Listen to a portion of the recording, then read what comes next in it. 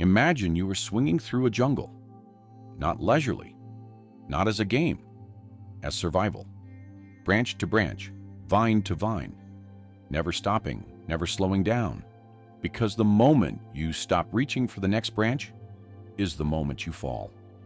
And falling in this jungle feels like the end. So you keep swinging. You have been swinging for so long that you have forgotten what it feels like to be still. You have forgotten what the ground looks like. You have forgotten that there was ever a time when you were not in perpetual motion, permanently mid-swing, permanently calculating where the next branch is, before you have even fully gripped the current one. This is not a metaphor about adventure. This is a description of what the Matrix does to a human life. The Matrix is a jungle, not in the dramatic, cinematic sense, not a place you can point to on a map or opt out of by moving somewhere else. It is a jungle in the most practical sense of the word. It is an environment that never stops demanding your next move. It is a system that keeps the branches just far enough apart that you cannot stay on one for too long without feeling the pressure to reach for the next. It rewards motion and punishes stillness. It keeps you in a permanent state of forward momentum that looks like progress, but is actually just the condition required for staying in the air. And the most effective part of the design is this: the jungle never tells you where you are going. It just makes sure you never stop moving. Think about your own life through this lens for a moment. How many of the things you are currently doing, the jobs, the commitments, the relationships, the obligations, the daily demands, how many of them did you consciously choose? And how many of them did you grab because the alternative was letting go of the last branch without having the next one in your hand? How many of your decisions were made from genuine direction? And how many were made from the fear of what happens if you stop swinging long enough to actually look around? The Matrix does not need to force you into anything. It simply keeps the branches coming, keeps the gaps just wide enough that stopping feels dangerous, and lets the fear of falling do the rest. Now, here is the thing about the fall that the Matrix needs you to never examine too closely. The fall is not what the Matrix says it is. The Matrix presents falling as catastrophic, as failure, as the thing that ends the game, closes the options, and confirms every fear you have ever had about what happens when you are not in constant motion. It presents the ground as a place of defeat, somewhere only people who could not keep up end up. But here is what the Matrix knows and does not tell you. The fall has an end. The ground is real. And the ground, the actual solid, unmoving ground, beneath all the swinging, is where God has been standing the entire time, waiting for you to come down long enough to hear something that cannot be heard from midair. Think about the falls you have already experienced in your life. The moments when you let go of one branch or had it taken from you before the next one was in reach. The job that ended before the new one was secured. The relationship that dissolved before you knew what came next. The plan that fell apart before the replacement had formed. The season where the swinging stopped and you found yourself in the air with nothing to grab. Those moments felt like the end of something. And some of them were. But not the end of everything. Not the end of the game. You landed. Not perfectly. Not without pain. Not without a period of not knowing what came next. But you landed. and something was waiting on the ground that would not have been available to you if you had kept swinging past it. Here is what the fall actually is.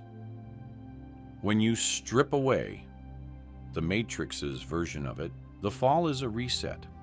It is the moment when the momentum the Matrix created, the perpetual forward motion that was never really going anywhere, stops long enough for something real to begin. Every significant reorientation in a human life begins with some version of a fall.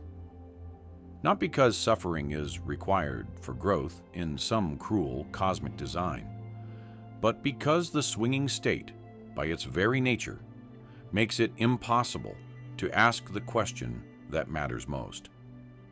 Not where is the next branch, but where am I actually going? The fall creates the stillness in which that question can finally be asked and answered. Now here is the part of this message that speaks directly to where you might be right now. If you are currently in a fall, if the branch you were holding has given way and the next one has not yet appeared, this is not the confirmation of your worst fears. It is not evidence that you made the wrong choice, or that the game is over, or that the people still swinging above you are winning something you have lost. It is an invitation, one that comes at a cost, because falling always does. But an invitation nonetheless, to be still long enough to find out what is actually on the ground beneath the life you have been living, and whether what is there is better than what you have been reaching for from mid-air. And if you are currently still swinging, if you are mid-air right now, hand already reaching for the next branch before you have fully processed the one you are leaving, this message is still for you. Maybe more for you. Because the question the Matrix never wants you to ask while you are still in motion is this: what am I swinging toward? Not the next branch, not the immediate next thing, but the actual destination. The place the swinging is supposed to eventually arrive at. If you cannot answer that question, if the honest response is that you have been moving too fast to think about it, that is not a sign you need to swing faster. It is a sign you need to stop long enough to find out. Here is what accepting the outcome of the fall actually means, because your original insight about this is exactly right, and it deserves to be unpacked fully. Accepting the outcome is not the same as giving up. It is not resignation or passivity, or deciding that what happens to you is outside your control. It is something much more precise than any of those things. It is the decision to stop letting the fear of the fall determine every move you make before the fall happens. It is the decision to play the game from your actual values and direction, rather than from the terror of what happens if the next branch is not there.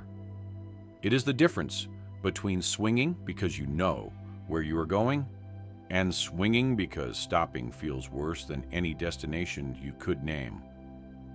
One of those is freedom. The other is the jungle's game, played on the jungle's terms forever. So here is what a different relationship with the jungle actually looks like. It does not mean leaving it, at least not immediately, and not necessarily ever. The jungle is real. The branches are real. The need to make decisions, maintain momentum, and keep your life moving forward is real.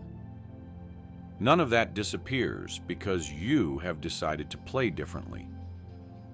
What changes is the internal posture. Instead of swinging in permanent reaction, always responding to the next branch before you have chosen it, you begin making conscious decisions about which branches are worth reaching for and which ones you are willing to let pass, even if passing them means a moment of free fall. That willingness to accept free fall as a possible outcome of choosing deliberately, rather than grabbing frantically to avoid it, is the thing the Matrix is most afraid you will develop. Because a person who is willing to fall is a person who cannot be fully controlled by the fear of falling.